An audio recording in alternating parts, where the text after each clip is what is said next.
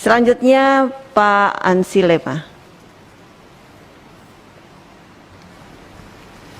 Terima kasih Ibu Pimpinan. Assalamualaikum warahmatullahi wabarakatuh. Selamat siang dan salam sejahtera buat kita semua. Pak Menteri yang saya hormati, Pak Sekjen dan jajaran Eselon 1 Kementerian Kelautan dan Perikanan yang hadir pada kesempatan ini.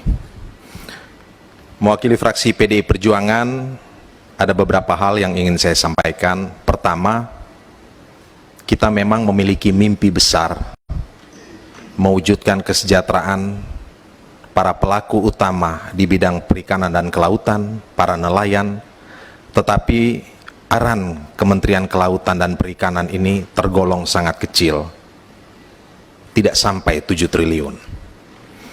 Karena itu kita dituntut untuk memiliki kepiawaian, kejelian, untuk kira-kira merumuskan dan memutuskan agenda-agenda prioritas apa saja yang harus kita dahulukan. Terkait dengan refocusing dan realokasi anggaran Kementerian Kelautan dan Perikanan tahun 2022 ini, yang ingin saya tegaskan adalah jangan sampai terlalu banyak anggaran ini dipotong terkait dengan anggaran untuk kepentingan dan kesejahteraan nelayan atau pelaku utama perikanan dan kelautan. Bagaimanapun juga, Kementerian Kelautan dan Perikanan yang merepresentasikan negara harus hadir untuk memberikan bantuan-bantuan konkret yang lebih nyata kepada masyarakat, apalagi saat ini kita masih dalam kondisi pandemi COVID-19.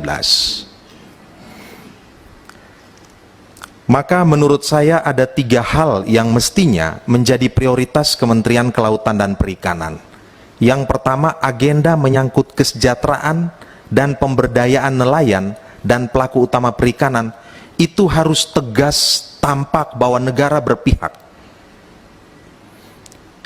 Yang kedua, kita harus betul-betul berupaya berorientasi pada upaya mewujudkan kedaulatan kita di laut.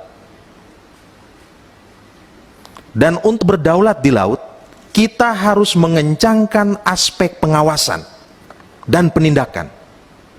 Maka menurut saya prioritas kepada pengawasan dan penindakan ini harus kuat. Dan yang ketiga, bangsa-bangsa besar di dunia ini itu hanya bisa maju dan menjadi modern, melakukan transformasi besar, hanya basisnya adalah pada riset dan penelitian.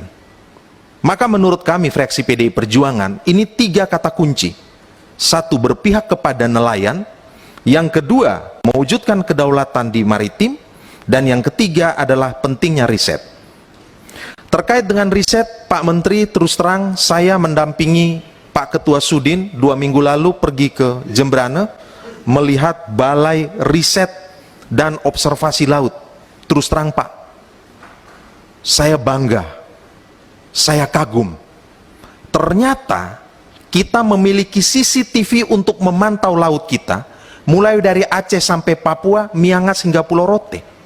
Kita bisa melihat siapa pelaku illegal fishing di sana, siapa yang melakukan destructive fishing di sana, bahkan tumpahan minyak itu juga bisa kita deteksi dan jelas terang benderang. Artinya apa? Kerja-kerja cerdas seperti ini harus kita dorong. Tetapi ketika saya membuka anggaran, mohon maaf Pak, cuma 30-an miliar. Apakah karena balai ini setara dengan eselon 3 sehingga mungkin dianggap tidak terlalu penting? Padahal menurut saya Presiden Joko Widodo mengatakan bangsa ini perlu melakukan transformasi digital, pengintegrasian knowledge, dan harus membuat bangsa ini menjadi digital nation. Konektivitas digital harus kita lakukan. Dan menurut saya BROL, Balai Riset dan Observasi Laut yang ada di KKP, ini mindset yang harus betul-betul kita dorong, prioritasnya tuh kita beri perhatian ke sana Pak. Yang berikut ada beberapa hal terkait dengan agenda buat budidaya di bidang perikanan, contoh bioflok Pak. Kami ketika ketemu masyarakat, masyarakat itu merasa sangat terbantu dengan apa yang menjadi program KKP ini.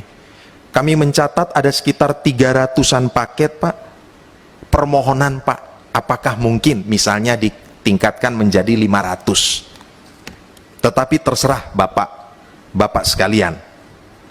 Yang berikut soal pakan, kami mendukung Pak. Kalau boleh bantuan-bantuan produktif kepada masyarakat ini harus.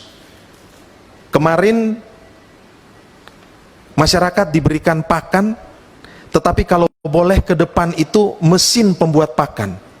Dan ada pendidikan, pelatihan untuk masyarakat kita, sehingga kemudian masyarakat kita lebih produktif, tidak saja menerima ikan, tetapi juga diberikan kail Pak. Kami mendukung ke arah sana, sehingga mungkin potensi-potensi yang ada di sekitar kita menyangkut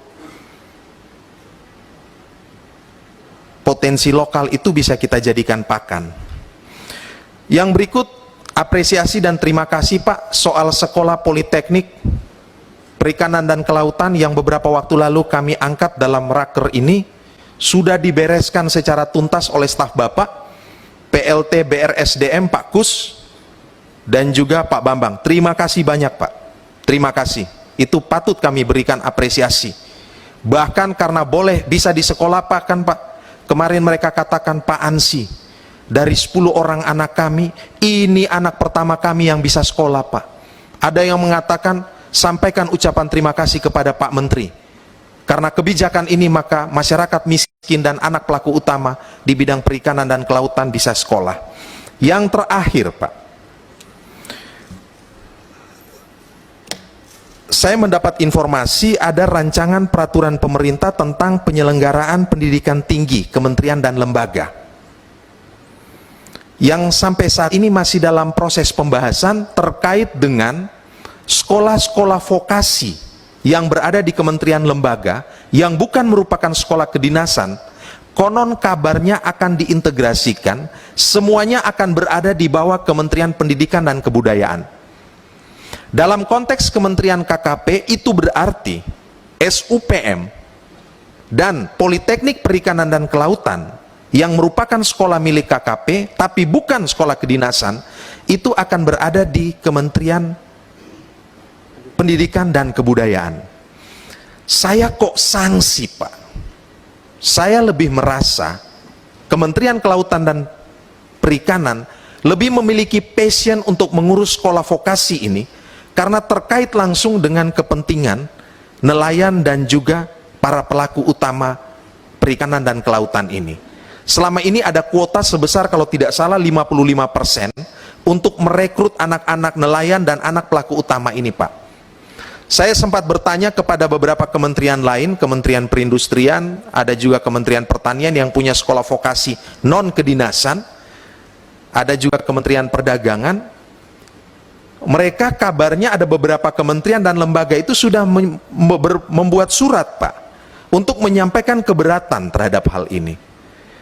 Kalau boleh Pak, saya juga ingin mengajak Komisi 4 agar ada rekomendasi bahwa sekolah-sekolah vokasi non kedinasan ini tetap berada ataupun dikelola oleh kementerian dan lembaga teknis terkait.